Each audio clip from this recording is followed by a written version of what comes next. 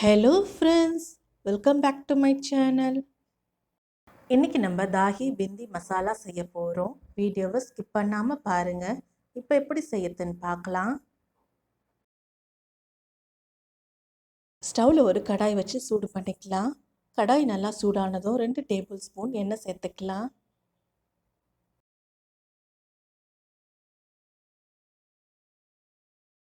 வெண்டைக்காய் நல்லா வாஷ் பண்ணிவிட்டு ஈரம் இல்லாமல் துணி வச்சு தொடச்சி எடுத்துருங்க.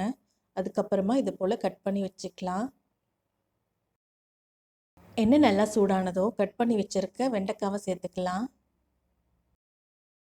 ஸ்டவ் மீடியம் ஃப்ளேமில் வச்சு வெண்டைக்காவை 3 நிமிஷத்துக்கு நல்லா வதக்கி விட்டுடலாம். வெண்டைக்காவை எண்ணெயில் வதக்கிட்டு அப்புறமா குழம்புல சேர்த்தோன்னா நம்மளுக்கு பிசுபிசுப்பு இல்லாமல் இருக்கும்.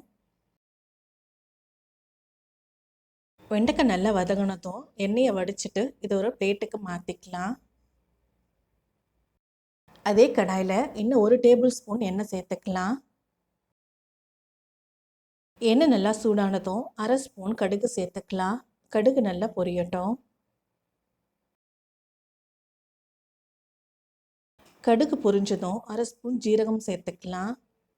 ஜீரகம் நல்லா பொரிஞ்சதும் உரித்து வச்ச 10 பல்லு பூண்டு, 1 கொத்து கருவேப்பிலை சேர்த்துக்கலாம்.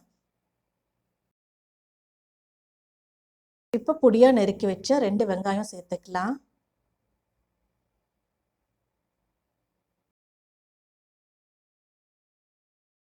வெங்காயம் நல்லா பொன்னிறம் ஆகிற வரைக்கும் நல்லா வதக்கி விட்டுறலாம்.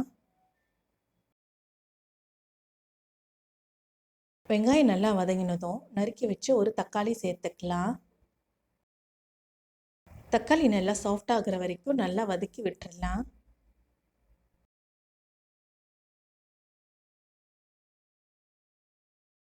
தக்காளி நல்லா சாஃப்ட் ஆனதும் 1/4 ஸ்பூன் மஞ்சள் தூள் சேர்த்துக்கலாம்.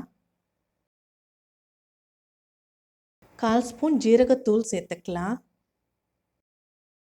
2 டேபிள் ஸ்பூன் மிளகாய் தூள் சேர்த்துக்கலாம்.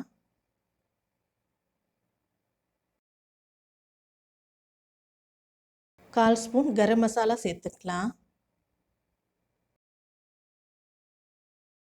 அடுப்பை சிம்மில் வச்சு மசாலாவோட பச்சை ஸ்மெல் போகிற வரைக்கும் நல்லா வதக்கி விட்டுறலாம். இப்போ 1 கப் தயிர் எடுத்துக்கலாம். ஸ்பூன் வச்சு நல்லா அடிச்சிட்டு அதுக்கப்புறமா சேர்த்துக்கலாம். இது போல் தயிரை நல்லா அடிச்சுட்டு அதுக்கப்புறமா நம்ம குழம்புல சேர்த்தோன்னா திரியாக வராமல் இருக்கும். இப்போ அடுப்பை சிம்மில் வச்சு எல்லாத்தையும் நல்லா கலந்து விடுங்க. இது கூட 1 கப் அளவுக்கு தண்ணி சேர்த்துக்கலாம். இப்போ தேவையான அளவு உப்பு சேர்த்துக்கலாம். இப்போ இது எல்லாத்தையும் நல்லா கலந்து விட்டுடலாம். இப்போ 1 நிமிஷத்துக்கு குழம்பு நல்லா கொதி வரட்டும். இது நம்ம கிரேவி டைப்பில் செய்யறதுனால தண்ணி கம்மியாக வச்சுருக்கோம். குழம்பு நல்லா கொதிச்சதும் வதக்கி வச்சுருக்க வெண்டைக்காவை சேர்த்துக்கலாம்.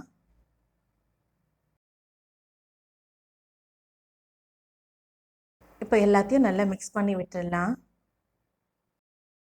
வெண்டைக்காவில் மசாலா எல்லாம் சேரணும். அதனால இன்னும் 1 நிமிஷத்துக்கு குழம்பு கொதிக்க விட்டுறலாம்.